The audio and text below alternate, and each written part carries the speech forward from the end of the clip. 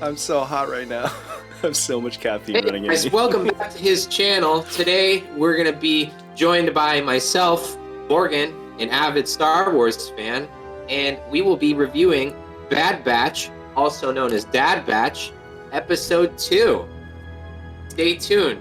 Make sure to like, click, and subscribe below, probably somewhere here. And yeah, let's get into it. Like, click, and subscribe. Yeah, click like and click Click again and something subscribe. else. Just click anywhere outside on the video. You're gonna need 2 clicks, one for a like and one for a subscribe. All Dude, right? I'll say you nailed it, man. You did a pretty good Thanks. job introing this Yeah. video. Without even my help or assistance, man, this is your channel. I'm giving it to you. Take it. No, thank you. All right, thanks. I'll keep it. But yeah, we reviewed the first episode, and if you guys haven't watched that, I will link that down below, and it'll also be at the end of the video. So please go ahead and watch it. That video has now 1,000 bajillion views now, and I mean, I guess we don't need your view, but it'd be really cool if you could go check it out. But yeah, honestly, we're gonna try to break down every single episode. I don't know how far we want to go with this, because it's 16 episodes last time you checked, right? Yep. 16 Yeah. total. 16, and we'll see what we can do. We have full-time jobs, and this is kind of just something that we like to do on the side. So we'll see what we can do, but if they're 30-minute episodes, we'll probably... What was that? Right when we hit probably our best intro so far Yeah. for today. Okay, so sorry, there was an interruption at the house. But as we were saying, we both have full-time jobs, so we'll try to work around the series to try to get these out. We don't know how quickly we'll be turning these out, and we don't even know if people are watching these, to be honest. I lied about having a cajillion billion views. I know. I wasn't being truthful, and I'm sorry for being so dishonest. But please, I would appreciate it if you guys watch these in full. It would help us feel like we're being validated for doing this, and it's basically just our conversations that we would already have on Fridays, just now recorded. So, really looking forward to doing this. We'll see how far we can go. If we slow down, let us know in the comments down below and say, hey, where the hell are you guys? Get on top of this. Okay. Anyways, bringing up episode 2, which was called... I forgot. Okay, cut and run. Cut and run. There we go. Speaking of cut and run, I'm going to cut that pause. Yeah, it's probably smart. All right. Awesome. So cut and run, man. We watched the episode together. We did a group watch on Disney Plus, which is a really cool feature. And we were also like doing commentary on the side. But yeah, it was 31 minutes long. It was way shorter, like less than half of the length of the first episode, which makes sense. They had a lot of story to cover in that first episode. And personally, I like the first episode better. Second episode left a lot to desire. That's just my personal opinion. What did you think? I agree. I don't think it's, unusual for the premiere to be a lot better than the second episode. But yeah, first one was a lot more faster paced. We saw a lot more happening. This one definitely took a back seat, slowed down a lot. It like developed the plot somewhat, but not a whole ton. We kind of see the group like trying to land on their feet, get resettled. But yeah, in terms of what we saw at the end of the episode for 1 and where we're at now at the end of 2, there's not a huge difference if you think about it. Right. Yeah. So I guess we can kind of go through. Man, once you're getting close to your 30s. Yeah, Brandon eats a lot of hot dogs. There's a lot of indigestion. I ate a lot of Chinese food last night. I feel bloated. I feel like a mess.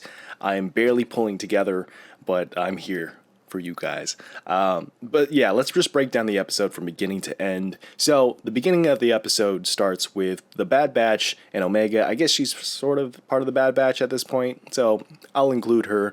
But basically, they are going off to see someone who Hunter knows, I guess, and they're going to another planet, and we see a feature from the creature from Attack of the Clones, which was cool. So that was a cool little nod to that film. But yeah, we get to see who this guest appearance is going to be, and that person is. Cut and Sue and their little rascals. Yep. Yeah. And we get to see Cut and his hot wife. And Cut is the clone who was, I think, made an appearance in either season 1 or season 2 of Clone Wars, which are the only seasons I've watched of that show. So, yeah, can I kind of give us a background of those characters, Morgan, if you would, like you did for me? Well, yeah. So I'm pretty sure they're introduced in season 2. It might be late season 1. I'm not sure. There's a lot of seasons for Clone Wars, and those stories kind of all. I don't know. I don't want to say blend together, but there's so many seasons that I don't remember when they fall in line. But anyway, yeah. So they're introduced. They're kind of found on this remote planet, and it's established that Cut is a deserter, right? Like he left. He left the army. He went out. Um, and he found what he deems as happiness, which is his wife and his 2 adopted kids. And yeah, you see in those episodes in that arc that a lot of the clones have problems with that. They're really just bred and programmed for combat, so that idea is very foreign to them, and they view deserting as just a huge disgrace. But through that arc, you slowly kind of see not true acceptance, but more kind of like, okay, you know what, I see what you mean. Like, we're not turning you in. Well, have a good life. Bye. Yeah. There's a lot more to that arc than that, but I mean, that's all we really need for now.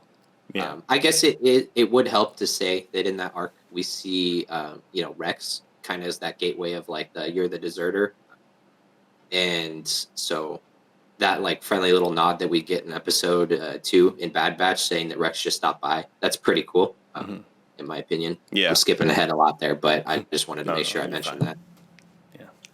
Yeah. It's really cool. So yeah, that's how we meet Cut and Sue. Yeah. And Cut is sort of a character that, like you said, kind of derives off the status quo of what most clones are expected to do. And it's one of the examples of Clone Wars that I really liked, where we explore the clones and their internal conflicts and the reasons why, this programming that they all have is sort of just loosey-goosey for a lot of them. Some of them can kind of have their own innate, goals or things that they want to do outside of just being soldiers. And that was the thing that I really liked about it. And that was one of the example episodes that I forgot watching it. But then while we were watching the episode, you reminded me who this character was. I was like, oh yeah, I totally remember. And at the time, I think there was only like one kid in that episode in Clone Wars, or were both kids alive? I don't remember. I'd have to rewatch, but I'm pretty sure it was both. Yeah. Yeah. That's kind of a weird detail to like remember, though. Right. But as we noticed, I found a lot of similarities between this episode and the episode where Mando brings Grogu to that that swamp planet, and then they kind of do the Seven Samurai episode. It kind of reminded me of that because we get to see Omega, and she gets to finally interact with people her own age, these kids, and then what happens? Omega crosses the little boundary, and Hunter's like, "What the fuck are you doing, Omega? What did I tell you, you stupid little beep?" Like he kind of goes off on her. He doesn't say those words, but he basically scares the living shit out of her. And she's like, "Oh my god, I'm so sorry." And then she goes in the ship, yada yada yada. And then we see Cut come in, sort of as the fatherly figure who has experienced this parenthood, and he's like, "Hey, Hunter, you need to chill. Your approach to parenting is awful." And he kind of takes that into consideration, and over the episode, Hunter kind of evolves.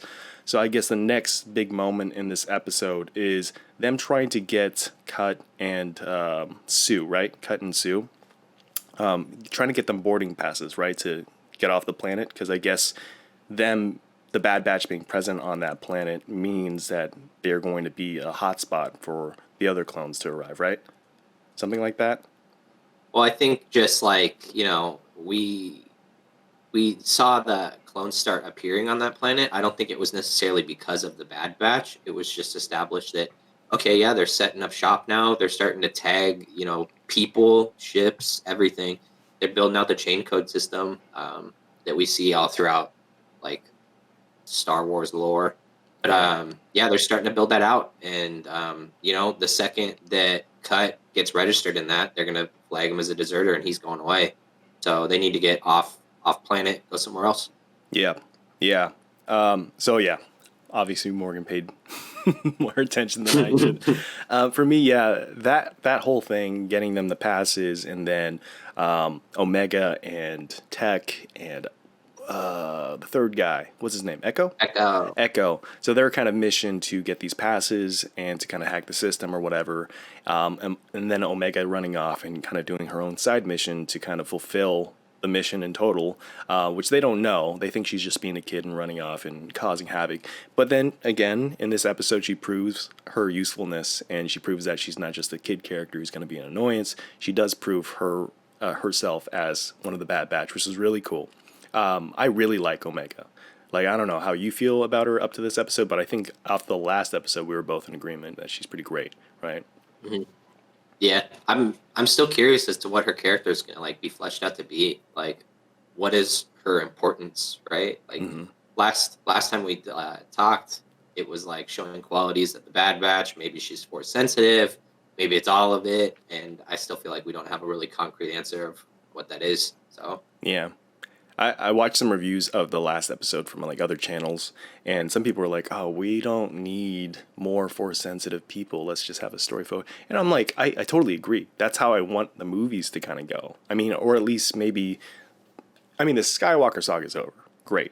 But I don't mind the Force still being relevant in the Star Wars universe through the shows. I don't want it to be like a proponent for, or not a proponent. I don't want it to propel like the Mandalorian. I don't want the Mandalorian to lose focus from what its roots are, which is kind of the bounty hunter, kind of grimy Star Wars underbelly that I really like that world. So I know that there's still separate like shows that can kind of capture that in separate movies, and I hope they do go in that direction. But I just think the idea of a clone being force sensitive is a really just cool idea, and maybe it doesn't need to be done in this show, but I would like to see it somewhere down the line. Just that kind of just disproving kind of what midichlorians are kind of set up in the prequels, where it's like you have to genetically have like these traits in order to be force sensitive. I want them to kind of break that mold, and that's kind of the idea that I like. So I don't know how you feel about that though. yeah, I just want people to get force pushed all around. Thanks. There's lightsabers More everywhere. lightsabers, Force. please. That is Star Wars. That is true Star Wars. Is using the True Force Star Wars. and light That's side and the dark side. Now, there's only two things that you can have in Star Wars. No, well, I'm pretty sure we're both on the same page there, where we're like, we want some variety, right? Yes, Yes, we're very diplomatic about this. agreed, sir. So yeah, going on to the episode, like I said, there isn't a lot that goes on. Do you remember what happens next, following kind of Omega going off and getting those passes directly to? Oh yeah. There's the whole adoption segment of the show or of the episode. Do you kind of want to break that down? Sure, yeah. So basically, after Tech and Echo kind of finish up their whole like, we got these 5 chain codes for you. Omega brings them back, gets them back to the front where it's supposed to be for Cut, Sue, and the 2 little rascals. And she makes a comment to Hunter, basically saying like, well, he made a 5th, and they have this like really gut wrenching moment where he has to kind of be like, this 5th one is for you. You're gonna go with them. And of course you see that whole like TV trope of like the kids just like, did I do something wrong? Like, why are you trying to get rid of me? I'm like, he don't want me no more, man. Because And they could have gone old Yeller and just just go with them. Look at the flowers over there. oh yeah, Look at of the mice and men. flowers. Tell me about the Yeah, rabbits. but that was a pretty emotional part of the show. And we kind of see that whole, she goes with them, and the viewers are kind of being led to like, oh shit, maybe they're writing her out. Here we go. Some Australians about to be out of a job. Like, that's it for that character. But of course, we kind of see that like sneaky nod from Sue, kind of like, yeah, I know you're about to run. Like, go ahead. Yeah. And then shortly after, in a couple scenes, we see Omega catch up with the rest of the group. Yeah. So, yeah. I think during our commentary of the episode, is it just me? But I feel like they're trying to cover the ground that Mandalorian established 2 seasons of. That relationship between Hunter and Omega sort of parallels that relationship between Grogu and Mando. But they used 2 seasons to kind of cover that and give us that emotional response of letting them go. But then again, it's like as a viewer that they're not going to actually let Omega go. So I feel like the emotional weight of them like splitting off and doing that whole thing kind of felt forced. It was just kind of like, all right, like you're literally just handing her off in the next episode. This could have probably been established maybe like 4 episodes down, maybe, but I feel like they kind of rushed that because if they try to do something like that again, it's gonna kind of be like shouting wolf, at that point. So I don't know. Did you feel the same way that I did? Because I don't know.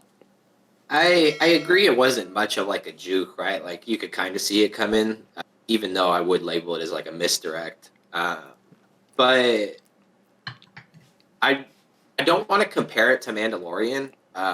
The reason being, well, I mean I do, but I also don't. Reason being because like in Mando we have that really long timeline, but at the very beginning we know that this bounty hunter and this force sensitive kid share like no commonalities whatsoever, other than the fact that like abandon his kids. That's it. That's what they work off of, and they slowly grow from there. But like episode one of Bad Batch, we established so many similarities between like the Bad Batch and Omega, like down to their traits, down to how they're created, everything. So I feel like maybe it's okay that they're trying to be a little bit faster, considering that they're pretty similar characters to begin with. Hmm. They don't have to build a like I don't know repertoire of commonalities like they did in Mandalorian. Yeah. Okay. Yeah, I see your point. I full-heartedly disagree. Yeah, No, you know we're on the what? same page. Yeah, I agree. I agree in most of that. It's just like it's unfair to compare it to the Mando show. It's Absolutely. because everyone's loved that relationship, and Grogu has the advantage of just being cute. Like no words at all, just straight up adorable. Omega, it's weird. Mhm. It would be weird to like for the world to just have like Omega merch. You know what I mean? She's not kind of like a lovable character. She is a good character. She's someone who actually has character outside of just being like a kind of not pinnacle, a pinpoint for like kids or whatever, someone her age to watch the show and kind of connect to. So I get that it's unfair to compare, but at the same time, I do see similarities where it's like, okay, yeah, maybe I need to dispel kind of my feelings towards how similar they are. But then Yeah. again, I could see from your perspective as well. So yeah, that's pretty much how the episode really ends. She ends up, you guessed it, I mean, back with the Bad Batch, and then they fly off into space or wherever. Where I don't really even remember what happens at the end of the episode. What are they really setting up for the next episode? I'm not really sure they have anything specifically set up like they did in episode one. Like at the end, they're like, "We're going to J19. We have a friend." This one, we kind of see the episode ending on like like I got a lot to learn, and it's like me too, and it's like Yeah, see you in episode three. yeah. I think the biggest thing is they're establishing that father-daughter relationship between Hunter and Omega, and knowing that she's a clone, her growth is going to be exponential, right? Like they're genetically created to grow faster. Yeah, but unless I missed something in the first one, I'm not sure if we can assume that she will grow faster because, like, I mean, Django doesn't. So, Well, Django was the OG, right? He was the basis oh of the shit, I meant to clones. say Boba. Okay, My okay, bad. okay. But then Oops. Boba was. But yeah, Sorry. what? Boba was. Well, that's the thing that always confused me about Boba is that Boba treats Django as his father, but really Django was kind of just a surrogate, or not even a surrogate. He was just the base model for what Boba was. He was just a clone, right? Was Boba like the first clone or something? Like why did he have such a close relationship with Django? And maybe there's some extended lore that explains it, but I never really got it. Boba, Boba's like the, you know, how do I describe this? So Django is basically like the he's a bounty hunter that is used as the model for all clones, but um, his one request was that he wants a son to be a carbon copy of himself, but not to grow at an exponential rate like all the I other clones see. do. Okay. That's how we get Boba.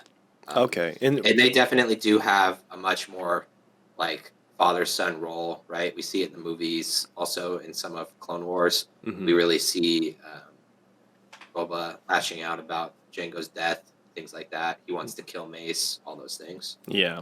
Yeah.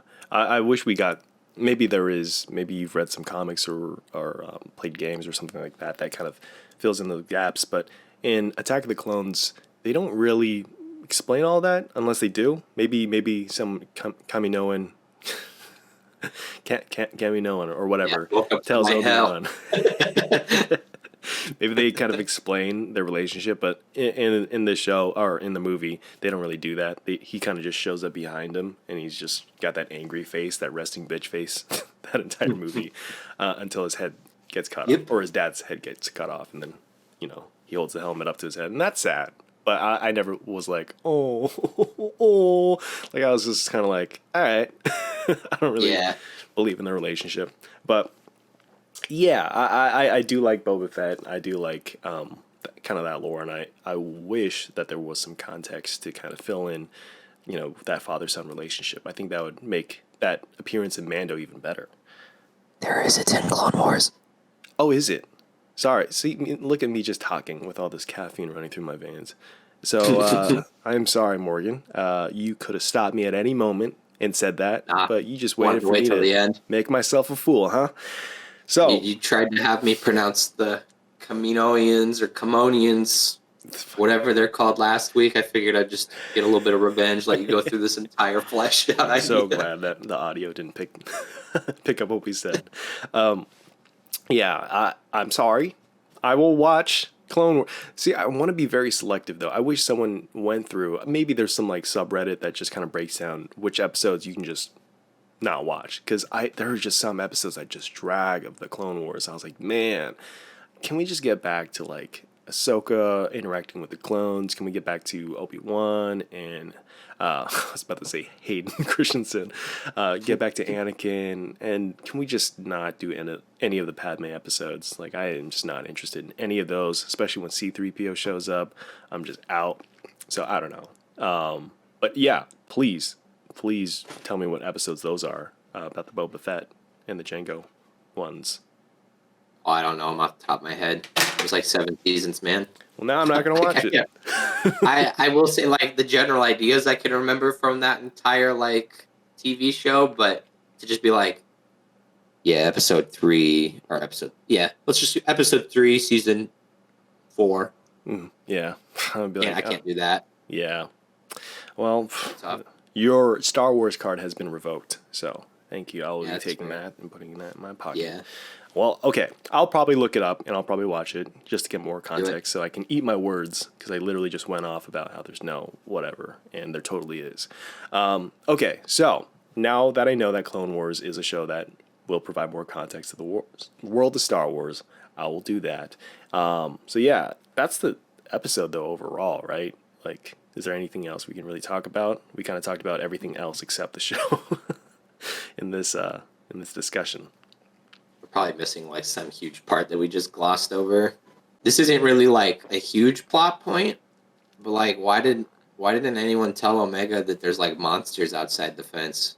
Yeah, that would have probably been like a nice thing to, say. Even the kid had like the perfect opportunity to say it. It's like, oh no, we'll get the ball later. It's like, why? It's like, oh yeah, it's just outside the fence.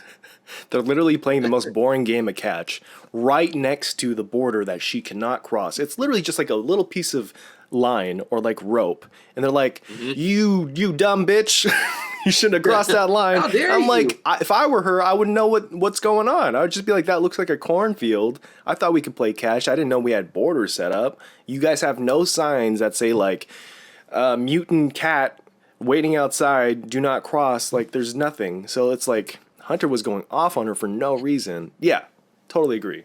That was bullshit. Imagine how much worse the movie The Sandlot would have been if when the ball went over the fence, they were just like, "Oh yeah, it's gone," and they're like, "Why?" It's like, "Ah, no, we'll just get it later." It would have turned from Sandlot to Cujo real quick. It would just been like a horror film right once they cross that fence. But yeah, isn't Yeah. it Sandlot? The dog turns out to be cute and adorable, whatever. This hand, Not no, no, that cat will kill them. Yep. Yeah, that pissed me off. That was a weird detail. Yeah. But that was just for the purpose of Hunter getting pissed off at her, right? Just so Oh yeah, that we have that. definitely that segue to kind of introduce the idea that the clones aren't very fatherly. Yeah, I suppose right. they're more soldier than they are like maternal. Yeah, and they would have an example. Like it's not like they took a class like a home Right. ec class that teaches you about parenthood. There's no like how to be a dad 101 in clone trooper school. even There's just imagine. all right. Well, we're gonna learn how to shoot and do formations, and yeah, whatever clones do, right? They're just in the training simulator. Like someone gets shot, and it's like some guy just bends down. It's like, so buddy, you got hit. You feeling okay? Are you all right? It's the Captain America video. You're right. So you got detention. Or I was thinking, those classes where you have to like raise a baby. It's like a fake baby, God. but it's like we didn't do it at our high school, but I always see it in like other shows or whatever. But that'd be hilarious if they at the same time they're doing like training, like militaristic training. One guy's holding a baby, and he's like, we have to feed the baby." They're like, "Ah, shit, forgot about this." You son of a bitch. Them just taking normal classes is just a funny idea to me. I mean, like, what if they had to take care of the younger clones? The older ones did on Camino. That's true. Yeah. Oh, well, like, yeah, that's another thing that Clone Wars probably they didn't. Okay, thank God. Phew. So I don't feel like such an asshole. So yeah, what's up with the young clones? So what do they do up to that point? They're literally Train. just training each other, right? Yep. For battle. That's it. That's their whole lives. We see that, like, on some of the Clone Wars episodes, we see, like, on Camino that when they're tested, that they're tested either by, like, high generals or, I mean, even by high generals, I just mean, like, Jedi, right? Mhm. Like, we see Jedi testing them, people who are evaluating their, like, whether they're good clones or not. And, yeah, people from Camino, we see them as well. Yeah. So it's not like they're all grading each other. That does happen, but, like, you definitely don't see, like, a battle ready clone like Rex come back and like go up to like a 5-year-old, be like, "So how you doing?" Yeah.